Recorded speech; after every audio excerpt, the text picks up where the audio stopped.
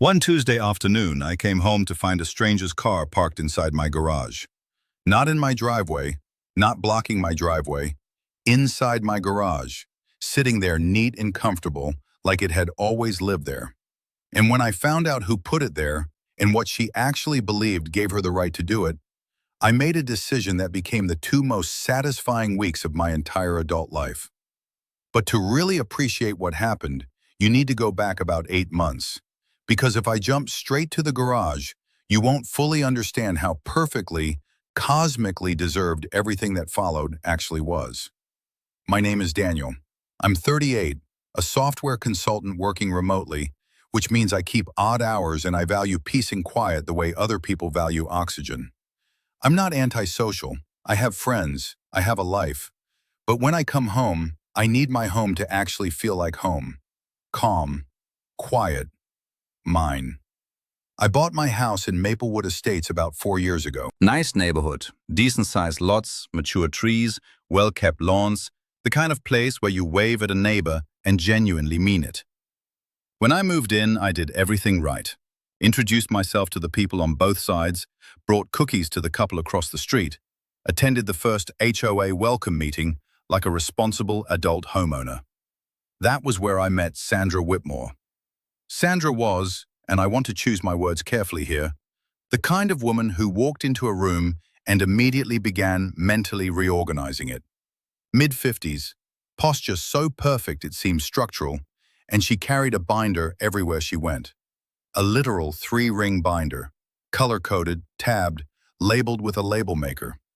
At that first HOA meeting, she sat at the head of the table as though the table had been installed specifically for that purpose. She was the HOA president, and she wore that title the way certain people wear a military rank, with absolute, unblinking seriousness and zero awareness of how that read in the context of a quiet residential suburb. She introduced herself to me after the meeting. Firm handshake, direct eye contact, immediate sizing up look that she didn't bother to disguise. "You're the new owner of 14 Birchwood," she said. Not really a question. "That's me, Daniel. Nice to meet you." "The previous owner had some landscaping violations," she said. "Hedges exceeding the permitted height on the eastern property line. I trust you'll be addressing that." I blinked. "Sure, I'll take a look." The HOA guidelines are very clear on permitted vegetation heights. She handed me a printed document that was somehow even more detailed than the binder suggested. Page 14, Section 4B. "Also, your mailbox post appears to be leaning approximately 3 degrees off vertical. That's technically a violation as well." 3 degrees. I thanked her for the information, went home, and looked up whether mailbox post angles were something an HOA could actually regulate. They were. Of course they were. In the months that followed, Sandra lived up to every single promise that introduction had made. Violation notices arrived for things I didn't know were violations. She left a handwritten note on my door because my recycling bin had been at the curb 2 hours after the permitted retrieval window. 2 hours on a Tuesday. She took actual photographs of my driveway when a minor oil stain had accumulated and attached them to a formal written notice about maintaining clean surfaces on personal property. She knocked on my door at 7:45 on a Saturday morning to ask whether I had permits for a new outdoor light fixture I'd installed, an identical replacement for the old one. I dealt with all of it, trimmed the hedges, straightened the mailbox post, responded to every notice professionally, made every correction she requested. Not because I agreed with her, I didn't, not even slightly, but because I genuinely didn't want conflict. I wanted peace. I figured if I stayed in compliance, she'd eventually lose interest and redirect her energy elsewhere. What I didn't fully understand yet was that compliance wasn't Sandra's goal. Control was. A neighbor who quietly fell in line wasn't satisfying. It was boring. She needed resistance to feel important. She needed someone to push back so she could push harder. Since I wasn't giving her that, she started inventing increasingly creative reasons to come to my door. The breaking point came on a Thursday morning in late October. I had a serious work deadline. I'd been up since 5 in the morning working on a software integration project, And by 9, I had finally hit that deep focus state where the rest of the world genuinely doesn't exist. Coffee cold, hadn't eaten, didn't care. I was in the zone. My doorbell rang. I ignored it. It rang again. I ignored it again.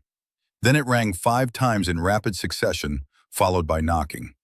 I got up, walked to the door, opened it. Sandra Whitmore was standing there with her binder, pointing at my car sitting in my own driveway.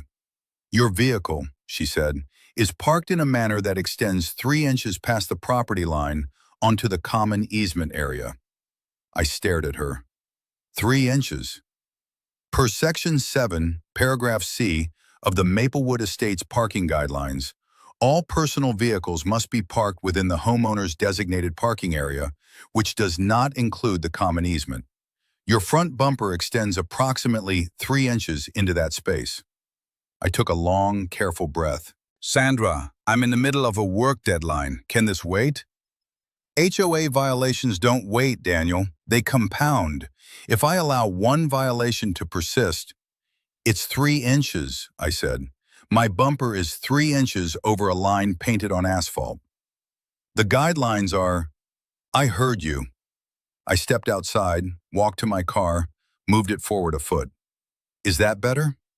She looked at the car, looked at the binder. "I'll need to measure to confirm." "Sandra," I said her name very quietly, "please measure the car, and then please go home." She measured the car with an actual tape measure she produced from the binder, confirmed it was now compliant, made a note, and left.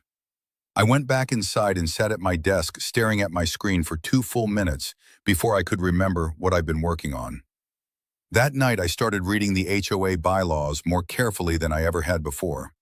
Not looking for violations, looking for rights. Specifically, what I as a homeowner was and was not permitted to do on my own property. And that's when I found something worth filing away. According to Maplewood Estates HOA bylaws, Article 9, Section 2, homeowners were permitted to make modifications to private structures, including garages, provided the modifications didn't alter the external appearance and didn't violate local building codes.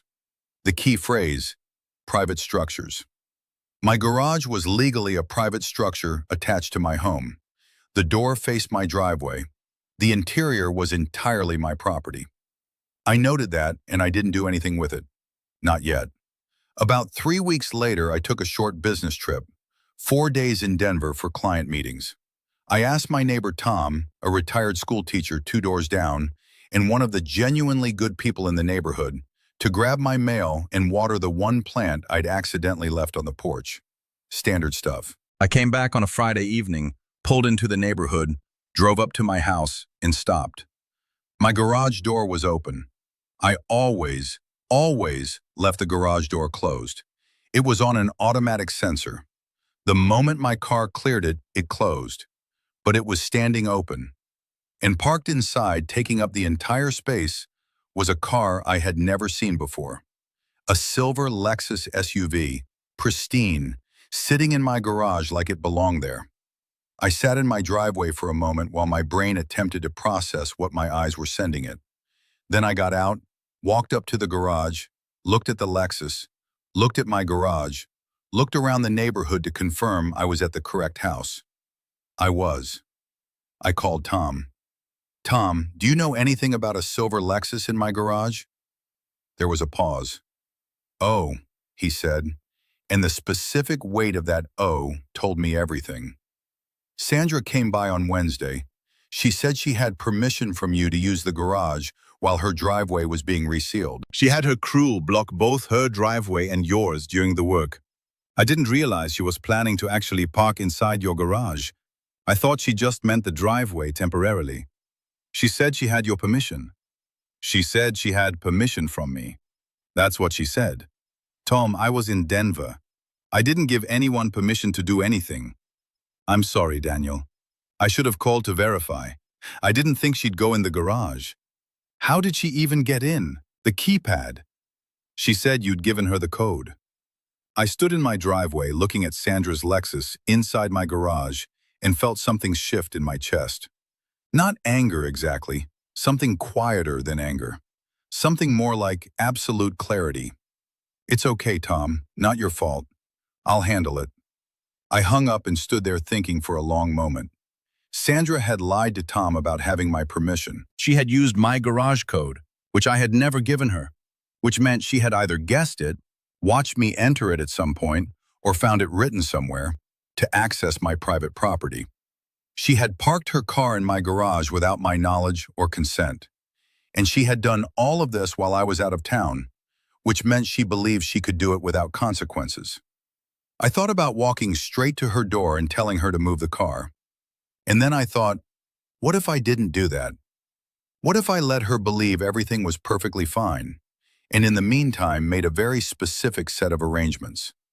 My next work trip was 2 weeks away, a full 2 weeks in Seattle for a major project launch. I'd been planning to leave the house empty, but what if I made one small change to those plans? I walked into the garage. Sandra's Lexus was parked neatly. She'd left an inch of clearance on each side, as though she was being considerate. On the passenger seat, I could see her binder. Of course, the binder was probably always in the car. I went inside, made dinner, slept. Saturday morning, I called a contractor I'd worked with before, a guy named Marcus who did home improvement work and was exceptionally good at it. I explained what I needed. He laughed, then asked if I was serious, and I said yes, completely serious. He said he could start Tuesday. I said perfect. Sunday, I walked over to Sandra's house and knocked. She answered with a flicker of surprise, quickly rearranged into something more neutral. "Daniel, you're back." "Got in Friday night," I said pleasantly. "I noticed your car is still in my garage." "Yes, I hope that's all right. The resealing ran a bit longer than expected. I should have it out by Monday afternoon." "No rush," I said. "Take your time. How's the driveway looking?"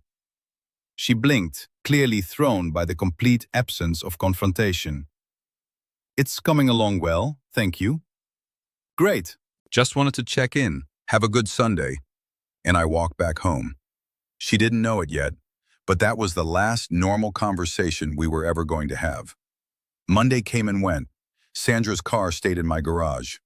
Monday afternoon became Monday evening. That was fine. I wasn't in any hurry. Tuesday morning, Marcus arrived at 8 with his crew. Sandra's Lexus was still in my garage. He looked at the car. He looked at me. "You sure about this?" "Extremely sure." "All right," he said, and they got to work. What they were installing wasn't complicated. My garage had a standard roll-up door with an external keypad and an interior wall button. What Marcus was doing was adding a heavy-duty steel drop bar system to the inside of the door, the kind used in commercial warehouses, which when lowered made the door physically impossible to open from either direction without first removing the bar from the inside. Not permanent, not damaging, entirely within my rights as a homeowner per Article 9, Section 2 of the Maplewood Estates HOA bylaws, which I had now read considerably more than once. He was also, at my specific request, disabling the external keypad temporarily for maintenance purposes. The work took about 4 hours. When it was done, Sandra's Lexus was inside my garage. The garage door was closed. The steel bar was lowered. The external keypad was offline. The garage was sealed. I thanked Marcus, paid him, and went inside to finish packing for Seattle. Flight at 7 the next morning. Before I left, I did 3 things. First, I called my attorney, Patricia, a calm, methodical woman who had helped me navigate a contract dispute the previous year. When I finished explaining the situation, there was a brief silence. "So she accessed your property without permission," Patricia said, "used a security code she obtained without authorization, parked her vehicle in your private garage, and the vehicle is still there." I confirmed all of that. "And you're installing legal security equipment on your own private structure, which you're entitled to do, then leaving for a pre-planned business trip." I confirmed that too. "Daniel, call me if anyone contacts you. Otherwise, enjoy Seattle." Second, I wrote Sandra a letter. Not threatening, not unkind, polite and matter of fact. I printed it, sealed it, and taped it to her front door before I went to sleep. The letter said, "Dear Sandra, I want to let you know I'll be away for 2 weeks on a business trip. During my absence, I've installed additional security on my garage as part of a home security upgrade I've been planning for some time. Unfortunately, this means the garage won't be accessible via the external keypad during this period." I wasn't aware you were planning to store your vehicle there for an extended time. I thought it was a temporary arrangement while your driveway dried. I apologize for any inconvenience. If you have any questions, please contact my attorney Patricia at the number below. Safe regards, Daniel. Every word of that letter was completely accurate. I hadn't known about extended storage. The security upgrade was real. I was genuinely going to be away for 2 weeks. Third, I set my phone to Do Not Disturb, except for Patricia and my work contacts. Then I went to sleep, and in the morning, I flew to Seattle. Seattle in November is gray and rainy, and I loved every single second of it. Those 2 weeks were not just a business trip, they were a full psychological reset. I woke up each morning in a hotel room, made coffee on the little desk machine, looked out at the rain, and felt absolutely nothing except calm. No violation notices on my doorstep. No Saturday doorbell at 7:45. No woman with a binder measuring my bumper with a tape measure. Just work, room service, and the specific freedom of being in a city where nobody knew me or had any opinion whatsoever about the angle of my mailbox post. I checked in with Patricia every couple of days. The calls were short and increasingly entertaining. Day 2. Sandra had called Patricia's office. Patricia had explained calmly and with documentation that the security upgrade was a legitimate modification to a private structure and that the homeowner would be unavailable for approximately 2 weeks. Day 5. Sandra had taken her complaint to the HOA board, claiming my security upgrade constituted an unauthorized modification. Patricia had reviewed Article 9, Section 2, and sent a formal response confirming the modification met all criteria for a permitted alteration. She had also noted, and this was Patricia's move, not mine, that the board might want to consider whether Sandra's acquisition and use of my garage code constituted a violation of the HOA's own community standards, which included a specific clause about respecting the property and privacy of other homeowners. I had not anticipated Patricia throwing that particular grenade. I was not upset about it. Day 8. Patricia called instead of texting. That was new. "Daniel, something interesting has happened." "Good interesting or complicated interesting?" "Very good interesting. Your letter to the board, specifically the part about Sandra accessing your property via a code she was never given, it opened a door. 4 other homeowners have now contacted the board with formal complaints about Sandra. 3 of them involve her accessing or attempting to access their property without permission. One woman says Sandra entered her backyard through an unlocked gate to photograph a patio she suspected was a violation, without knocking or announcing herself. Another homeowner says Sandra used a master key she obtained from the property management company to enter their garage while they were on vacation to check for storage violations. I sat up straight. She entered someone's garage with a master key? Apparently, the management company had issued her a master key for emergency HOA business. Sandra interpreted emergency HOA business very broadly. "Patricia, is that legal? Entering a private attached structure without consent using access obtained under false pretenses?" She paused for exactly the right amount of time. "No, Daniel, that is very much not legal." I let that sit for a moment. The board is now conducting a formal review of Sandra's conduct as HOA president. They've suspended her access to the management company's master key pending the outcome. The 4 homeowners who came forward are highly motivated. One of them has been waiting 18 months for exactly this moment. "What do I need to do?" I asked. "Nothing," Patricia said. "Enjoy Seattle. Come home when you plan to." I ordered Thai food that night. I watched a movie. I slept extremely well. I flew home on a Tuesday. The flight was smooth, the landing clean. I watched the city go by from the rideshare window as we pulled into Maplewood Estates. Same trees, same lawns, but something felt different, and it took me a moment to identify exactly what. Sandra's car was not in my garage. I noticed as we pulled up. The garage door was closed, exactly as I'd left it. I punched in the re-enabled keypad code, the door rolled up, and the garage was empty. Clean, just my space, exactly as it should be.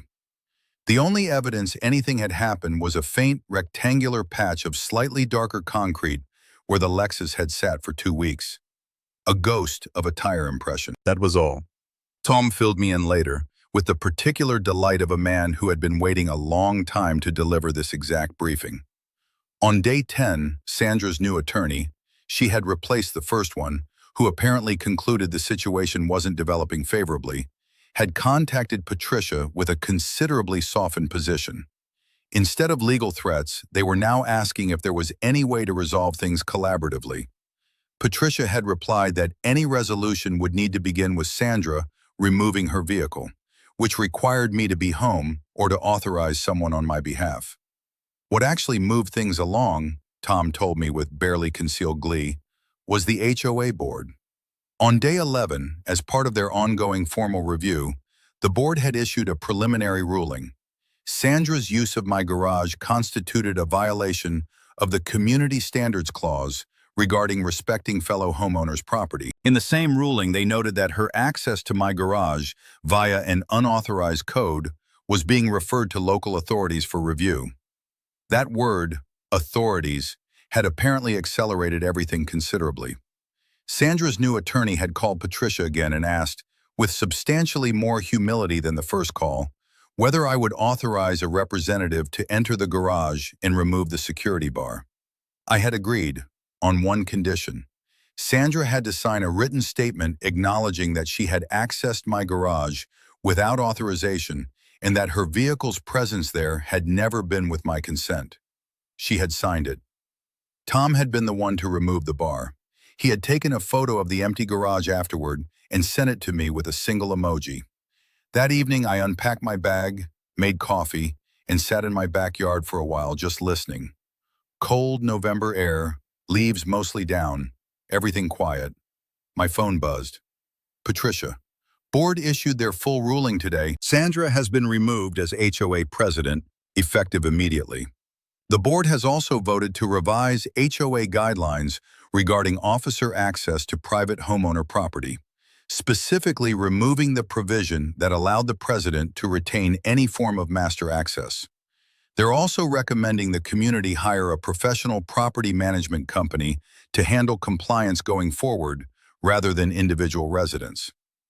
I replied, "And my violation history? Every notice Sandra ever sent you may be voided from your HOA record. The board is reviewing all of them for procedural impropriety." I stared at the screen. Including the mailbox post? Including the mailbox post. I laughed. A real, surprised laugh that came out faster than I expected. The 3-degree mailbox post, wiped from the record. Gone. Here's what I've thought about since, sitting in that cold backyard. Sandra wasn't cruel the way that word usually means. She wasn't tormenting people for the pleasure of it. I think she genuinely believed in what she was doing. I think she had found in the HOA presidency something that made her feel significant, something that gave her authority in a context where she otherwise felt she had none. And when you give a certain kind of person that kind of authority with no meaningful oversight and no real accountability, they will, always eventually, go too far. She went too far. And the instrument of her overreach was my garage. There's a real irony in that. For years, she had used the rules as a lever, pressing them against people until they moved. And the one time she decided the rules didn't apply to her, the one time she just helped herself to something that wasn't hers, it was the act that brought the whole structure down. You cannot spend years wielding rules as a weapon and then act genuinely surprised when the rules eventually turn around. She didn't knock on my door again after that. About a month later, she sold the house and moved out on a gray December morning. A moving truck in the driveway, no ceremony. Tom watched from his porch. He told me that as she was pulling away, she paused and looked over at my house for a moment. He couldn't read her expression from the distance. After a moment, she got in her car, her Lexus, newly liberated from my garage, and drove away. I like to think she understood something in that moment. Not just that she'd lost. People like Sandra always find a way to frame a loss as someone else's fault. But something deeper. Something about the difference between authority and entitlement, and what happens when you confuse the two for long enough. The neighborhood got a new HOA president after that. His name was Gerald, retired landscape architect. His primary passion in the role was organizing an annual neighborhood beautification weekend. People planting flowers, picking up litter, eating sandwiches together. He sent one email per month. He did not own a measuring tape. He had no opinions whatsoever about mailbox posts. My mailbox post still leans approximately 3 degrees off vertical. Nobody cares. And every morning when I back out of my garage, where no uninvited Lexus will ever park again, I hit the button, listen to the door roll down behind me, and drive into my day with the quiet, complete satisfaction of a man whose home is entirely his own. If you've ever lived next to someone who treated the rules as their personal weapon until the day those same rules finally caught up with them, you know exactly how that feels. Drop it in the comments. And if you want more stories like this one, subscribe, because there are plenty more where this came from.